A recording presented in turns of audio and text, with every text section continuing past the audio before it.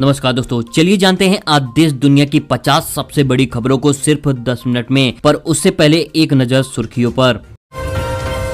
Bhawanipur seat पर शुभेंदु अधिकारी से हारने के बावजूद ममता बनर्जी ने सीएम पद से इस्तीफा देने से मना कर दिया। उन्होंने इलेक्शन कमीशन और बीजेपी पर वोट चोरी और साजिश का आरोप लगाया, कहा मैं हारी नहीं हूं।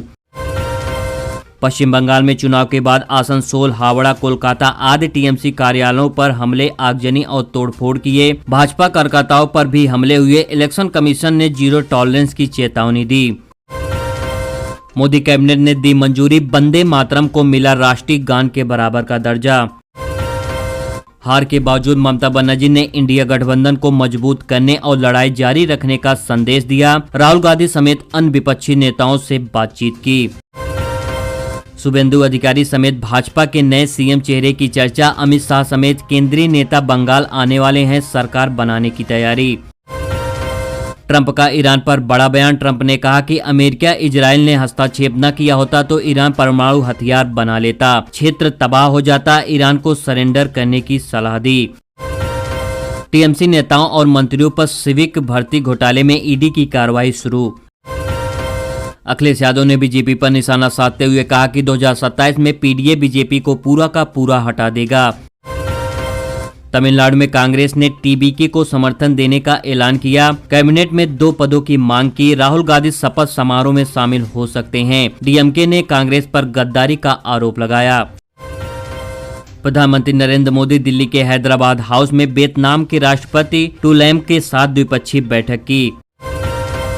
लखनऊ डिफेंस कॉरिडोर में देश की अत्याधुनिक गोला बारूद फैक्ट्री लगेगी। इंग्लैंड की कंपनी करेगी निवेश। कोलकाता में 8 मई को होगी भाजपा विधायक दल की बैठक। 9 मई को होगा शपथ समारोह। पीएम मोदी ने विजय और टीबीके के चुनावी प्रदर्शन के लिए बधाई दी। कोलकाता में भाजपा कार्यकर्ता की हत्या और टीएमसी दफ्तरों पर बुलडोजर की घटनाएं शुरू। पुलिस ने फेक वीडियो सर्कुलेट न करने की अपील की। राहुल गांधी का बीजेपी पर हमला, कहा बीजेपी का हर छठा सांसद वोट चोरी से जीता है। अमेरिकी विदेश मंत्री मार्को रूबियो ने घोषणा की है कि ईरान के खिलाफ अमेरिका का मुख्य आक्रामक अभियान समाप्त हो गया है। हालांकि क्षेत्र में तनाव जारी है और हार्मुज में गोलाबारी की घटना हुई। तमिलनाडु में राज्यपाल से मिले विजय, सरकार बनाने का दावा पेश किया। पश्चिम बंगाल में एसआईआर पर 90 लाख प्लस नाम हटाए गए थे। कई सीटों पर जीत का अंतर हटाए गए। बीजेपी और टीएमसी दोनों इसमें दावा कर रहे हैं। अखिलेश यादव ने बीजेपी पर निशाना साधते हुए कहा कि चुनाव में भाजपा ने बेईमानी की है। इसके सैकड़ों वीडियो और शिकायतों के बंडल मेरे पास मौजूद हैं। 9 मार्च के बाद कई हिस्सों में तापमान बढ़ने और लू की स्थिति बनने के संकेत हैं। बंगाल में सत्ता परिवर्तन के बाद अभिषेक बनर्जी के कार्यालय से हटाई गई सुरक्षा। उत्तर प्रदेश में स्मार्ट प्रीपेड मीटर पर बड़ी राहत। योगी सरकार ने विवाद और आक्रोश के बीच 70 लाख बिजली उपभोक्ताओं को राहत दी। स्मार्ट मीटर पर अब पोस्ट पेड की तरह काम करेंगे। पुराने मीटर को प्रीपेड करने पर रोक लगाई गई। डेंगू के मामलों ने बढ़ाई चिंता। अप्रैल में टूट गई कई वर्षों का रिकॉर्ड। जी हां, दिल्ली में डेंगू के 52 मामले दर्ज किए गए, जो पिछले 5 वर्षों में इस महीने के लिए सबसे ज्यादा हैं। चुनाव जीत के बाद असम के सीएम हिमंता बिस्वा शर्मा ने गवर्नर लक्ष्मण प्रसाद आचार्य को इस्तीफा सौंप दिया। नई सरकार का गठन और शपथ ग्रहण में 12 मई के आसपास होने की संभावना है। पीएम मोदी भी हो सकते हैं शामिल। अरविंद केजरीवाल ने बंगाल चुनाव नतीजे पर बीजेपी पर सवाल उठाए। दिल्ली में आम आदमी पार्टी और बीजेपी के बीच आरोप प्रत्यारोप जारी। मध्य प्रदेश के जबलपुर बैरगी डैम नाव दुर्घटना पर कोर्ट का बड़ा फैसला। दुर्घटना में 13 लोगों की मौत के मामले में कोर्ट ने एफआईआर दर्ज करने का आदेश दिया है। पंजाब के जालंधर में 2 जगह हुआ विस्फोट, लेकिन सुरक्षा अलर्ट जारी है। विपक्ष ने आम आदमी पार्टी सरकार पर सवाल उठाए। आंधी तूफान और बिजली गिरने से बिहार में तबाही। 24 घंटे में 13 से 22 लोगों की जान गई। कई जिले प्रभावित हुए। घायलों का इलाज जारी है। पंजाब में हुए धमाकों पर मुख्यमंत्री भगवंत मान ने भाजपा पर साधा निशाना। उन्होंने कहा कि भाजपा का यह काम करने का तरीका है कि जिस राज्य में चुनाव लड़ना है पहले वहां दंगे करवा दो, छोटे मोटे धमाके करवा दो, धर्म जात के नाम पर लोगों को बांट दो, या भाजपा की चुनाव की तैयारी है। अमेरिकी राष्ट्रपति डोनाल्ड ट्रंप ने स्टेट ऑफ हार्मोन्स में जहाज को एकार्ट करने का प्रोजेक्ट ड्रीम को अस्थायी रूप से रोक दिया। शांति समझौते की उम्मीद जताई गई, लेकिन ईरान ने इसे अपनी जीत बताया। नेपाल सरकार ने भारत और चीन के बीच लिपुलेख दर्रे से कैलाश मानसरोवर यात्रा शुरू करने पर फिर विरोध किया है। नेपाली इसे अपना क्षेत्र बताते हुए संवाद की मांग कर रहे हैं, लेकिन दोनों देशों ने इसे नजरअंदाज कर दिया। पंजाब में हुए धमाकों की घटना पर नेशनल कॉन्फ्रेंस के अध्यक्ष फारूक अब्दुल्ला ने कहा कि हिंदुस्तान में धमाके होते रहते हैं, कौन सी नई बात है।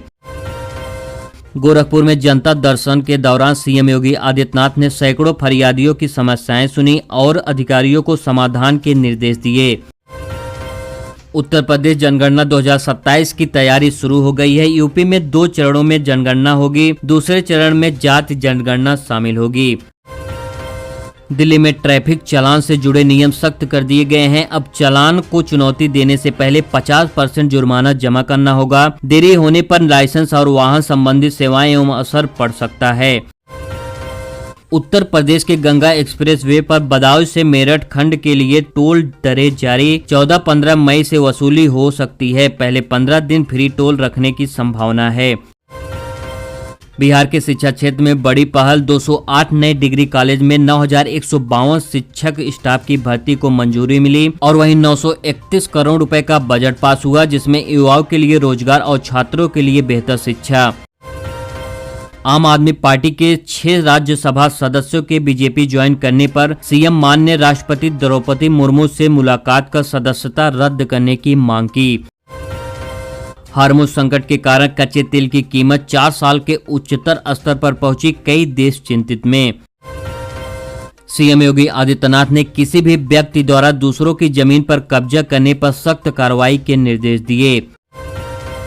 अयोध्या के सपा सांसद अवधेश प्रसाद ने ममता बनर्जी के हारने पर कहा कि ममता बनर्जी हारी नहीं है बल्कि हराया गया है। सीएम योगी आदित्यनाथ ने गोरखपुर में शिक्षा मित्र को सम्मानित किया और पिछली सरकारों पर 1.5 लाख परिवारों को खतरे में डालने का आरोप लगाया। आम आदमी पार्टी सरकार ने विश्वास मत जीता। कांग्रेस और अकाली दल ने सीएम मान पर नशे होने का आरोप लगाया। अल्कोहल टेस्ट की मांग की।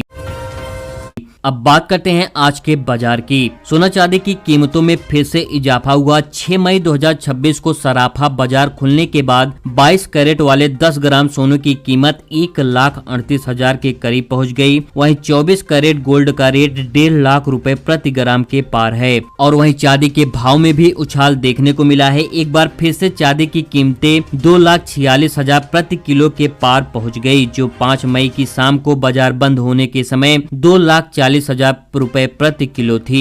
आप लोग को ये वीडियो पसंद आई है तो वीडियो को लाइक और चैनल को सब्सक्राइब जरूर करें। मिलते हैं अगली न्यूज के साथ।